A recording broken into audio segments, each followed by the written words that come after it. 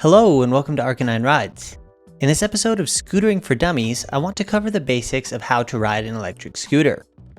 Riding will come naturally after just a short time, even if you have no sort of experience riding personal vehicles like this, but here are some riding tips to get you started and feeling comfortable on a scooter quickly.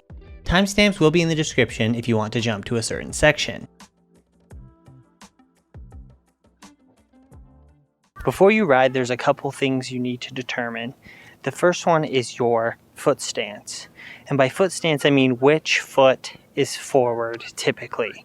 So if you skateboard a lot, or if you have ever ridden any other wheeled device, think about which one of your feet naturally comes forward. So for me, it's the right foot forward, and this is called goofy stance. If you're left foot forward, then you're just regular stance, regular footed.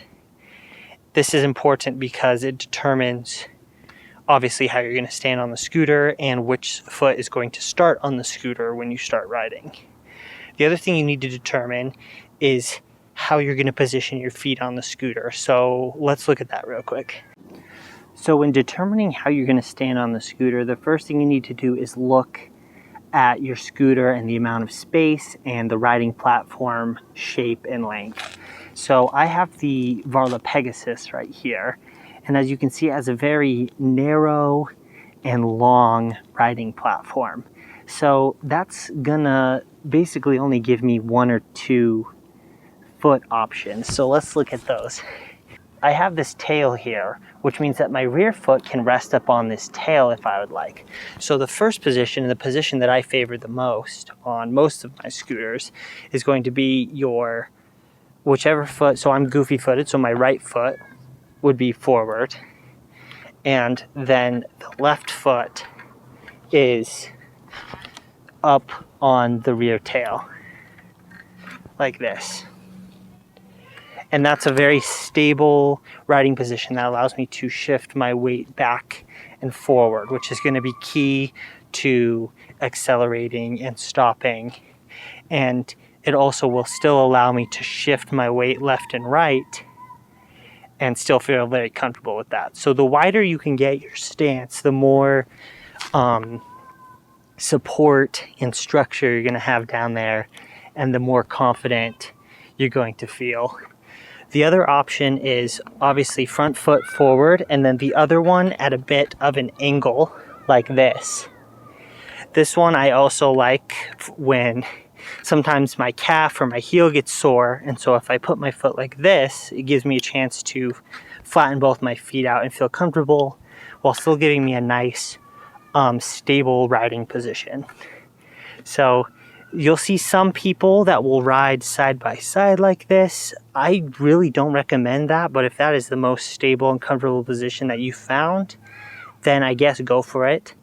The other thing is if you get a more expensive scooter, you're going to have a really wide platform, and so you can kind of stagger your feet a little bit more to give you a little bit more of a wide base while still maintaining that distance front to back on your feet.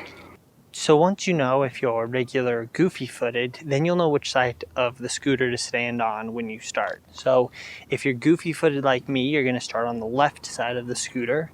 If you're normal stanced, then you're going to stand on the right side of the scooter.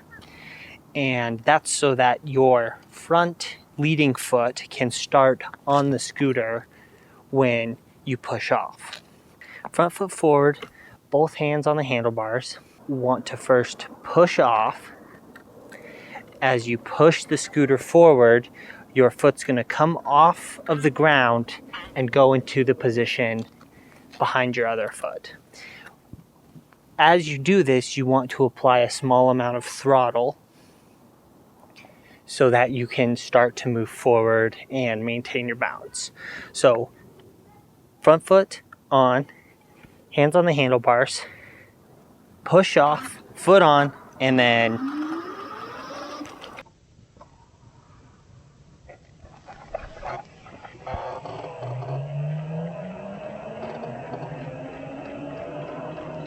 so once you get used to those basic steps of getting on the platform, pushing off, putting your foot on and then hitting the throttle.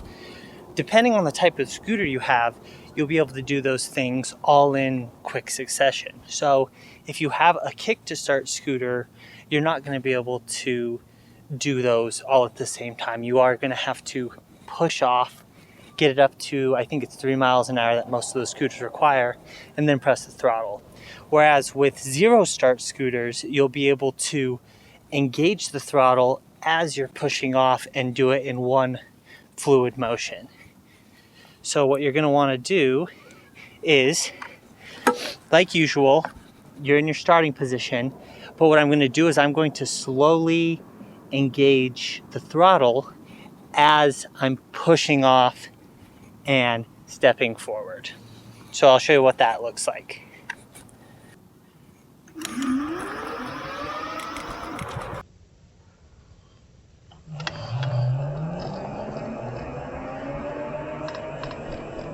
Okay, so as you heard, I had engaged the motor the second I pushed off.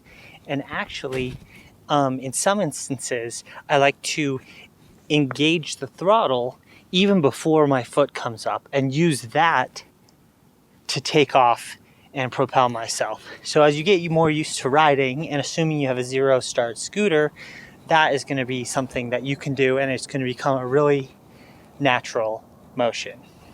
Let's talk now about weight distribution, because when you're taking off on a scooter, especially one that is very quick, you need to make sure that you're counteracting the forces of acceleration. So when you're taking off on a scooter, you want to make sure that you're keeping the handlebars as close to your chest and stomach as possible and leaning over the scooter, because the forces of acceleration is going to naturally push you back. So as you're taking off, you want to make sure that you're keeping the handlebars close to you and you're pushing off with your foot rather than pushing the scooter forward with your arms. The faster a scooter is, the more you're going to need to lean over. And as you lean over it and accelerate, you'll feel your weight kind of naturally shift back as the scooter accelerates, but you'll be prepared for that shift because you are leaning forward. The same applies for braking. When you're braking, especially from higher speeds, you want to make sure that you're leaning back to counteract the forces of the braking. And so that's the first lesson in weight management and weight shifting, is that you want to lean the opposite direction of the forces that are being applied by the scooter. And on that note, I also want to cover the basics of turning and steering. And I'm going to actually hop on the scooter here and talk about it a little bit. But the same thing that applies for forward and back, where you're shifting your weight to compensate for the forces, you're going to want to shift your weight in the direction you want to turn rather than physically turning the handlebars. So rather than turning like this, you're going to want to make sure you're leaning. And there's a couple other tricks for turning, and depending on your speed and how tight you want to turn, and I'll cover those in a second. But that's the general takeaway from this, is that you lean to turn on a scooter rather than actually turning the handlebars. Okay, so we're on the scooter now. We're going to take off normally, and then I'm going to talk a little bit about shifting your weight and turning, and we're going to carve back and forth along here so I can talk a little bit about the technique. So we're going to push off, accelerate, and so we leaned forward there as we took off, and once our weight is back centered, then we can be ready to turn. So the first key, like I said, is leaning to turn, but you can also, you'll see that I am turning the handlebars just a little bit. And you can also see that as I lean, I shift my weight back just a little bit. Helps me turn and carve a little better. But all you're gonna do is kind of push the handlebar down on the side you want to go while shifting your weight that direction. The other thing I want to note is something called counter steering. And any of you that drive or have ever ridden any sort of motorized vehicle know that when you're going to turn, you kind of want to wind up in the opposite direction of the way you're turning. So if I wanted to turn left, you can see that I turn a little bit to the right. The scooter and the front wheel gets kicked out a little bit to the right as I lean into my left hand turn. So that's a concept that you want to also apply when you are riding a scooter. You want to kick that edge out and turn. Want to kick it out to the left, turn right.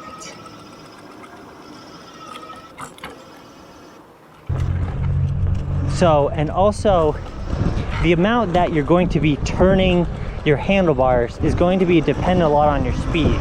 So let me pick up speed a little bit here. Not so much of a turn as it is a lean here. It's very much a lean. But if I were to slow down and wanted to make these turns, you're going to be moving the handlebars a lot more.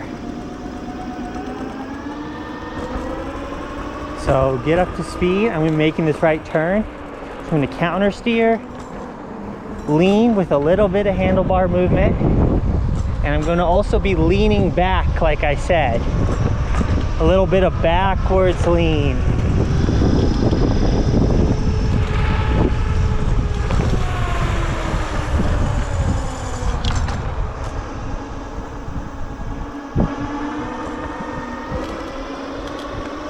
Coming around this corner, do a little bit of a carve, lean carve.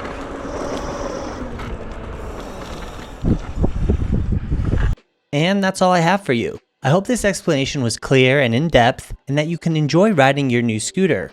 If this video was helpful, then leave a like, and if you have any questions, leave them down in the comments section and I'll answer as many as I can. Subscribe for more electric scooter content, check out my other Scootering for Dummy videos, and I'll see you in the next one.